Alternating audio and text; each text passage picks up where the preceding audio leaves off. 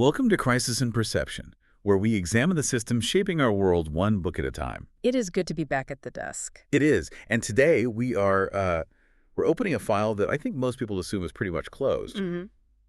If I say the title of the book we're covering today, The Scarlet Letter, the immediate association for, I don't know, 90% of our listeners is going to be high school English class. Oh, absolutely. It's bonnets, it's buckles, it's this very grim, very repressed romance in Puritan Boston. Right, which is, it's a real shame, because if you read it just as a romance, it's arguably one of the worst romances ever written. It's terrible. The chemistry is, let's say, complicated. Complicated is a generous word. But we are not here to talk about the love triangle. We're digging into Nathaniel Hawthorne's The Scarlet Letter, but we are treating this text specifically as a diagnostic manual. Right. We're looking for a very specific systemic inquiry here. How does a society use public visibility, shame, and symbolism to govern behavior? That is the core question. I mean, if you strip away the 17th century set dressing, lose the steeple hats and the bees and thou as Hawthorne, isn't really writing a story about adultery. No. He's writing a case study in what you could call moral infrastructure. He's showing us how institutions, and in this case, it's the absolute fusion of church and state, how they maintain power by designating specific people as visible others. It's a mechanic's manual for social control. That's exactly it. And I think we should just set the ground rules for you, the listener. We are looking at structures and incentives here. We are not judging the character's personal virtue. We're not doing a theological deep dive into whether Hester Prynne is saved or damned. We are looking at the machinery of the society Hawthorne built and how it processes human beings as raw material. Which is a machinery built on some incredibly dark foundations. Let's start right there then, the opening image. Hawthorne doesn't start with the lovers or the sin or any of that. He starts with the setting. The prison door. The prison door. He describes a throng of bearded men in these sad-colored garments and steeple-crowned hats. Everything is drab, it's heavy. But then he drops this just incredible systemic insight on page 1. Yeah. He says that the founders of any new colony, no matter how utopian they want to be, they have to allot land for two things immediately. A cemetery and a prison. A cemetery and a prison. Such a cynical or maybe just realistic prioritization. I think it's the baseline reality of the state, right? Before they build a school, before they build a market, before they even think about a hospital, they acknowledge that the system is built on death and punishment. He's telling us from the jump that this city on a hill is framed by mortality and incarceration from the moment the first shovel hits the dirt. And you see it in the description of the prison door itself. It's not just a door. It's an iron-clamped oaken door. It's heavily timbered, studded with iron spikes. It creates a very specific atmosphere. It implies that the society is held together by containment. It's not a cooperative, it's a cage. He says, the beetle-browed prison house stares down at the citizens. It's the architectural embodiment of the state's monopoly on violence. Okay, so we have the setting, but before we get into the nuts and bolts of how this prison actually works, we need to talk about the architect. We need to talk about Nathaniel Hawthorne himself. Right. Because there's this common misconception that he was, writing this as a contemporary of the Puritans, that this is some kind of journalism piece. Yeah, he's not reporting from the scene. He published this in 1850. He's writing about the 1640s. He is looking back across 200 years of history. So he's analyzing the system from a distance, much like we are. Exactly. But it wasn't just an academic distance for him. This is the part of his biography that I think just completely changes how you read the book. He had a massive chip on his shoulder about his own family tree. Chip on his shoulders, or that's putting it mildly. He was haunted by it. His great-great-grandfather was a man named William Hawthorne. Without the dip. Without the W. He was a magistrate, a fierce persecutor of Quakers. There's this famous, horrible account where he ordered a Quaker woman, Anne Coleman, to be publicly whipped through the streets of multiple towns. Just brutal. And then it gets worse. His son, William's son, was John Hawthorne. And John Hawthorne was a judge in the Salem witch trials. Right, the big one. And I believe the only judge who never repented of his actions. So Nathaniel Hawthorne is born into this lineage of what we might call system enforcers. Yeah.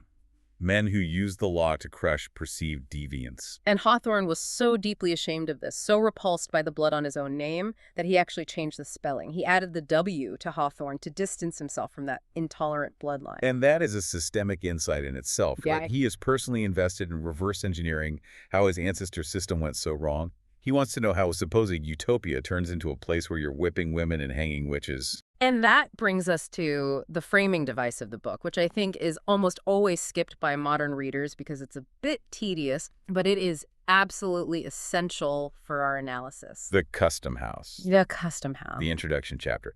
And I'll be honest, the first time I read this years ago, I skipped it.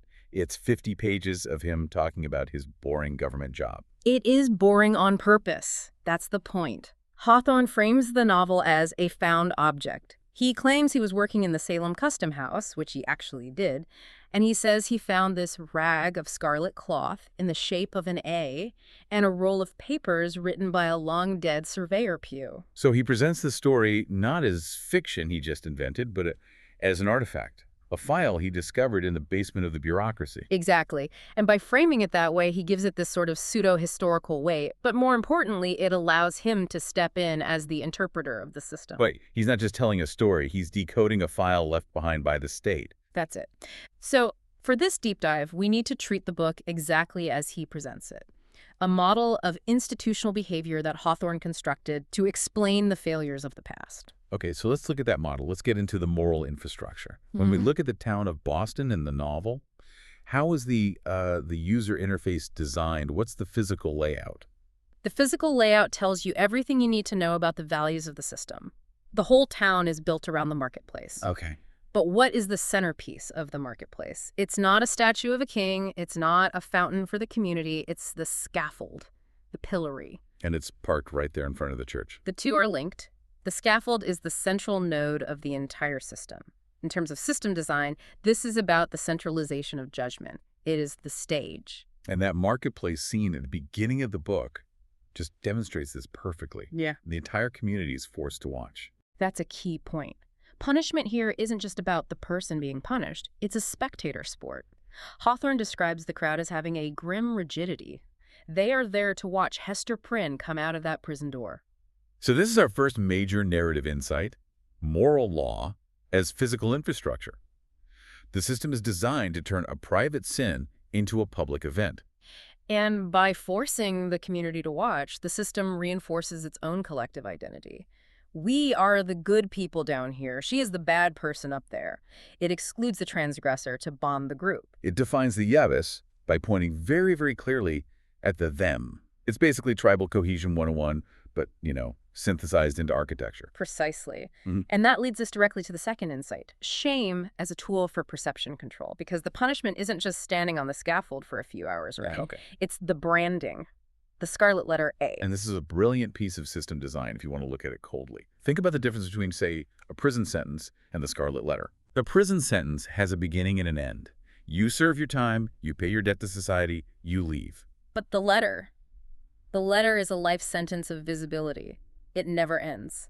The core incentive structure here is permanent visibility. Hawthorne had that great line where he writes that it creates a magic circle of isolation around her. That phrase is so key, the magic circle. Even when she's walking through a crowded market, nobody touches her.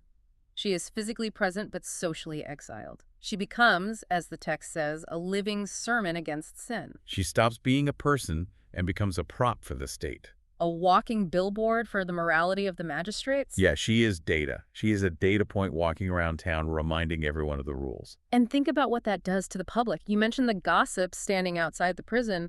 They are just vicious. They're awful. One of them says they should brand her forehead with a hot iron. That's the behavioral outcome for the public. The system gives them a target for their own anxieties, their own private sins. By focusing all their judgment on Hester, they don't have to look at themselves. Right. The system uses the letter to maintain a visible hierarchy of virtue. I might have sinful thoughts, but at least I don't have a red A on my chest. So the letter acts as a kind of lightning rod. It grounds the community's moral panic into a single visible object. It channels the energy, it creates a focal point.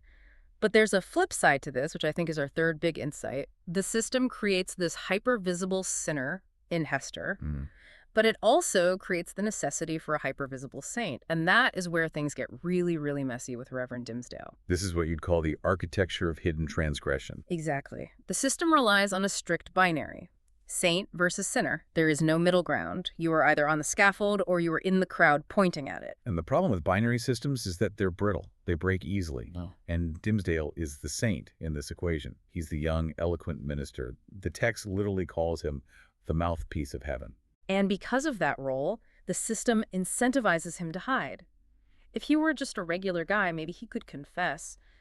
But he is a pillar of the infrastructure. If he falls, the whole system shakes. So the incentive for the elite is concealment. Complete concealment. And the cost of that concealment is psychological torture. Dimmesdale cannot confess because his role is more important to the system than his individual soul. And we see this in the text. He keeps a bloody scourge, a whip, in his closet. That detail is just horrifying. He whips himself in secret. He fasts until his knees tremble. He's physically destroying himself. But, and here's the really perverse outcome, the more he suffers in private, the more holy he appears in public. The sermons get better. They get more powerful. Yeah. The crowd sees his pale face and his trembling voice, and they interpret it as spiritual transcendence. They think he's vibrating with the energy of God. Actually, he's just vibrating with guilt and starvation. So the system rewards his concealment. It literally pays him in status and veneration for his hypocrisy. It creates this awful feedback loop where his hidden transgression makes him a more effective tool of control for the very system he's betraying. It's a tragedy, but it's a systemic tragedy. The system demands a perfect leader, so it gets a fake one. I want to talk about the fourth insight here, which is about identity.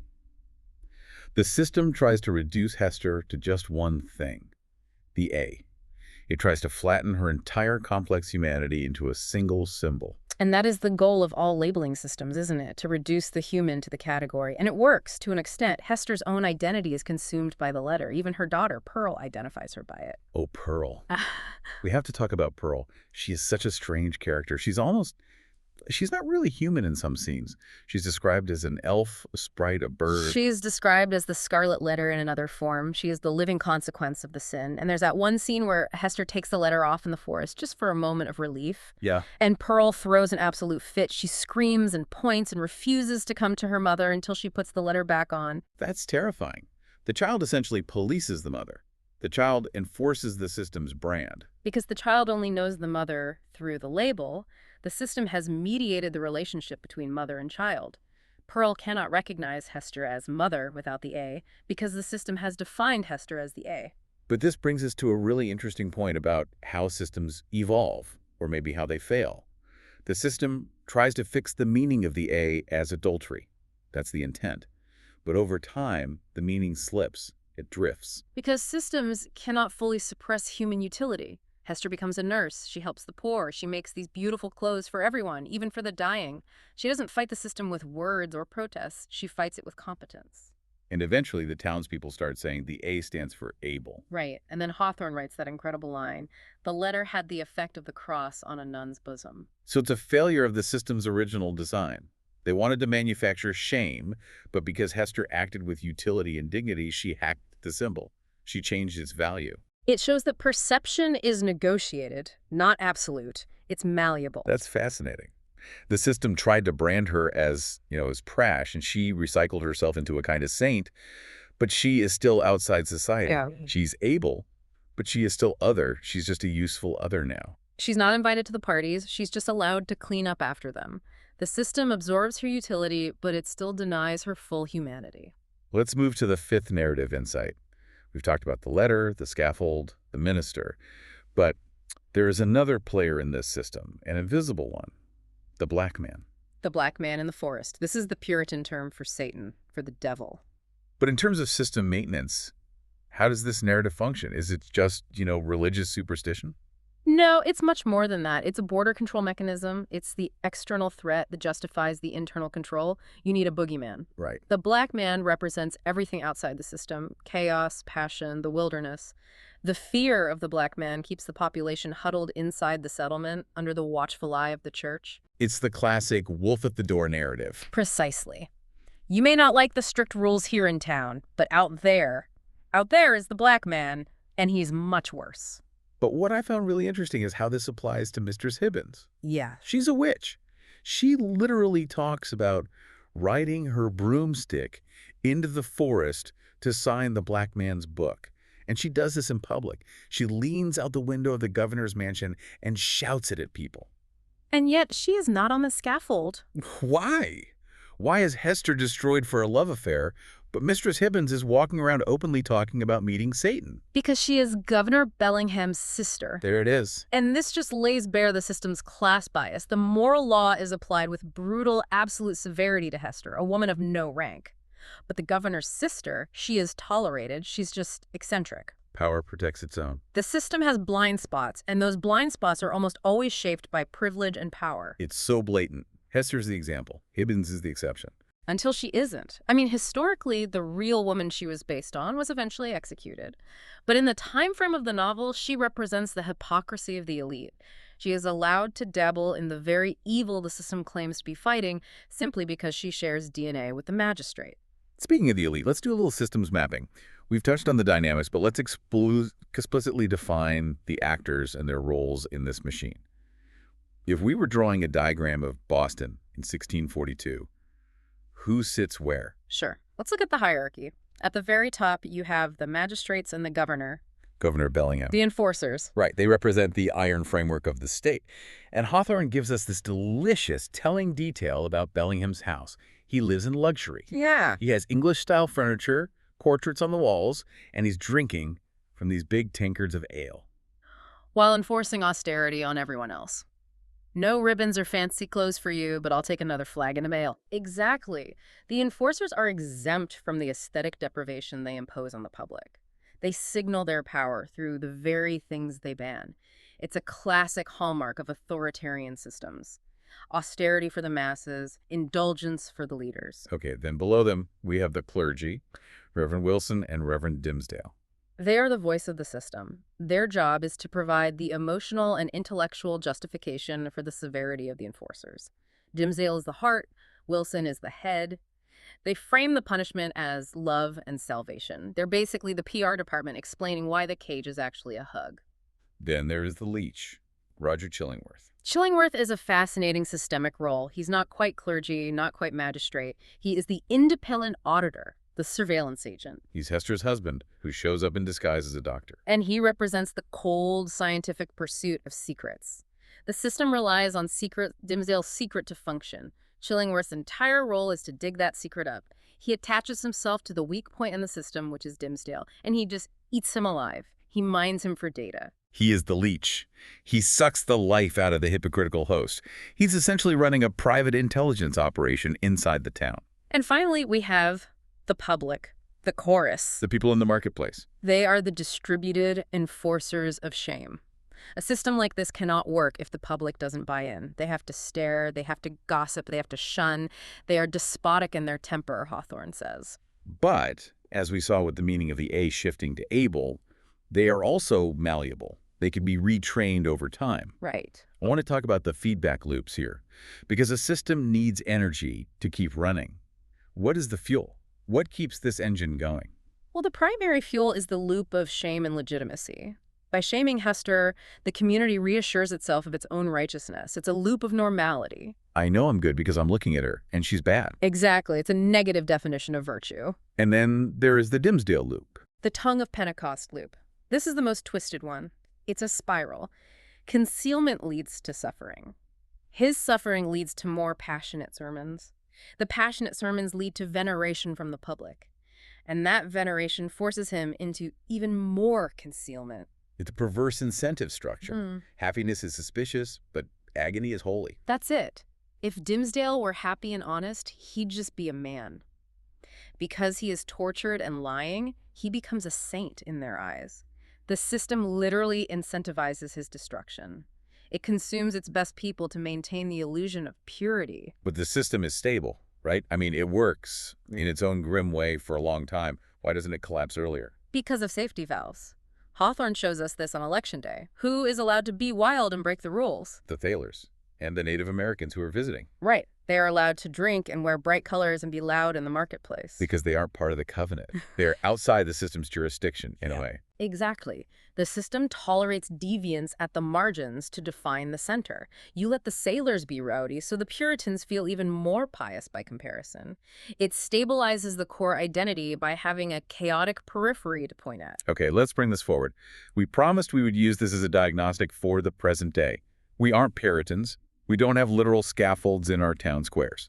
But we absolutely have the mechanisms. The technology has changed. The psychology has not. let's talk about modern moral panics and visibility. It's a direct line. Connect the marketplace staring to modern social media. When someone transgresses a social norm today, whether it's a bad tweet, a video taken out of context, or a genuine serious mistake, what happens? It goes viral. Everyone looks. The quote tweets, the stitches, the replies start piling up. And everyone judges. The desire of those ugliest matrons to brand Hester's forehead with a hot iron is the exact same psychological impulse as the desire to create a permanent digital footprint of someone's worst moment. The quote tweet, as the Scarlet Letter, look at this person, look how bad they are, and by extension, look how good I am for pointing it out. It is. It's about making the transgression permanently visible. And just like in Puritan Boston, the community bonds over the exclusion of the scapegoat. We are the good people who are dunking on this bad person. It's the same systemic logic. The platform is the marketplace. The algorithm is the scaffold. And what about the Dimsdale parallel? The virtue signaling and the pressure to be perfect. Think about modern leaders, influencers, or even just regular people trying to maintain a personal brand. There is immense pressure to maintain this curated white soul persona. You have to be perfect. You have to be on the right side of every issue immediately. You can never have a bad day or a wrong opinion from 10 years ago. And once you're placed on that pedestal, the cost of honesty becomes astronomical. If you admit you were wrong, or if you have a private flaw that gets exposed, you can lose your career, you lose your status. So what do? You hide it. You curate the feed. You hire a PR team. You delete old posts. You filter the image. And internally, that gap between the public self and the private self widens and widens, just like it did for Dimsdale. And it leads to psychological disintegration. We see influencers burn out, have public breakdowns, or get exposed in massive scandals constantly. It's the Dimsdale trap. The system demands authenticity, but it punishes honesty. And we definitely still see the institutional hypocrisy. Oh, absolutely. Governor Bellingham's mansion. How many times do we see leaders who advocate for austerity living in opulence? Or moral scolds who are caught doing the very thing they preach against. That's a tale as old as time. It is, but Hawthorne shows us why. It's not just that they're bad people necessarily, it's that the system gives them the power to exempt themselves. They design the moral architecture for others to live in, not for themselves. They are the architects. They don't have to live in the building. This connects so well to our whole channel, Identity Crisis in Perception. Because ultimately, this book is about how perception is manufactured and enforced. That is the core takeaway. The A is not an objective truth. It is a piece of cloth. Its meaning is a negotiated perception. The town decides it means adultery, then years later, they decide it means Abel. The reality of Hester didn't change, the perception did. And the crowd refuses to see Dimsdale's guilt. That's the most powerful example of manufactured perception in the whole book. They literally cannot see what is right in front of them because the system has trained them to see him only as a saint. Even when he tries to confess, he drops hints all the time in his sermons. They just interpret it as him being extra humble. Wow. The system blinds them to the obvious truth because the truth would destabilize the system. It reminds me of Chillingworth, too, his power. His power over Dimsdale is based solely on knowledge. Information asymmetry. He knows the secret. In a system built on reputation, the person who knows the secret owns the person who has the secret. That is pure blackmail, pure surveillance, state dynamics. It's the logic of J. Edgar Hoover. I have the file. So we're coming to the end of the narrative here. Dimsdale finally climbs the scaffold in the middle of the day. He confesses.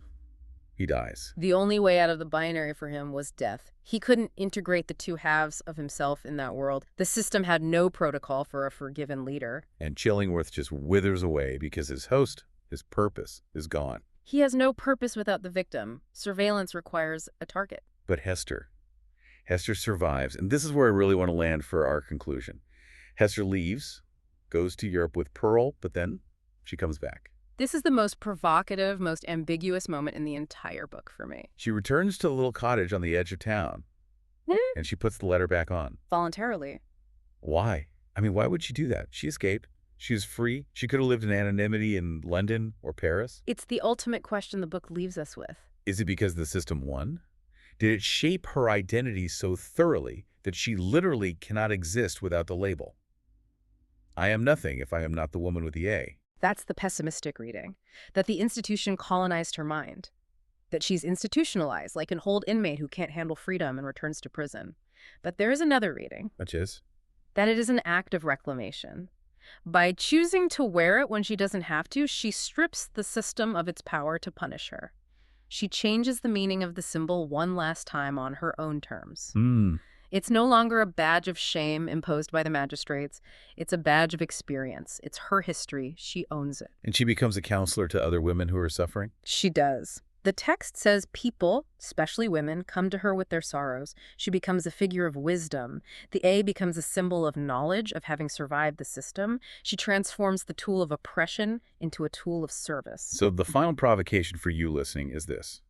Once a system labels you, can you ever truly be free of it? Or do you just have to learn to wear the label differently? Can you escape the architecture, or do you just have to redecorate the room you've been put in? Hawthorne leaves that open. But he shows us that while the system is powerful, the individual, through endurance and the refusal to be flattened, can eventually change the meaning of the symbols used to control them. That is a powerful place to leave it. Perception is a crisis, but it's also negotiation. Nathaniel Hawthorne, The Scarlet Letter. If you haven't read it since you were 16, go pick it up. And please, read the Custom House intro. See the machinery for yourself. It's a manual for the modern world. This project is free and publicly accessible. If you'd like to support the time, tools, and research behind crisis in perception, you can become a supporter on Patreon. For a shorter visual overview of this topic, see the mini explainer linked in the description. If you enjoy this kind of systems-level analysis, please like, subscribe, and comment with books or topics you'd like us to explore next. Thanks for listening. See you in the next deep dive.